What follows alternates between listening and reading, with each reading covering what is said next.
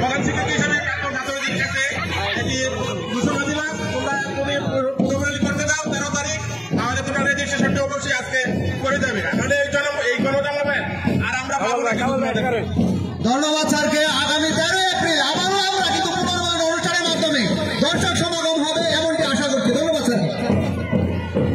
পুনর্মিলনী হবে, এখনো একটা কিছু হবে, সেখানে আসবেন, এখনো আবার একটা কিছু নির্মিত হবে।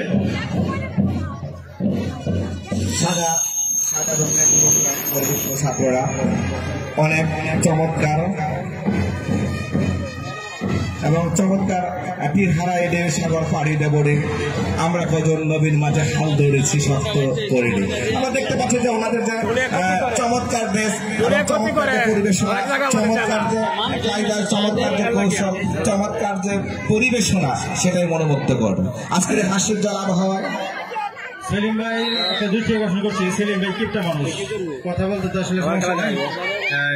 উনি কৃপণের কথা করছেন একটা কথা বলতে গিয়া আমাদের মেয়েদের দিয়ে পতাকা তোলে, এটা কিন্তু আপনি অনেকবার বলেছি আপনি শুনে সরি। এরপর আবার বললাম, আজ 1971 সালের স্বাধীনতা সংগ্রামে যাকে ঘিরে 30 লক্ষ প্রাণ, বিশেষ করে 2 লক্ষ মা বোনের ইজ্জতের বিনিময়ে মতান্তরে 3 লক্ষ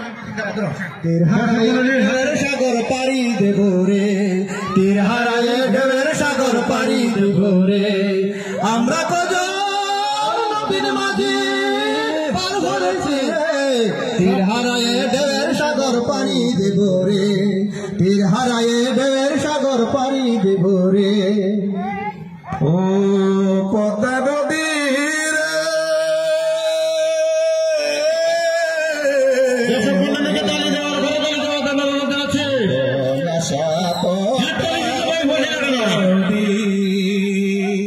তোর কাছে।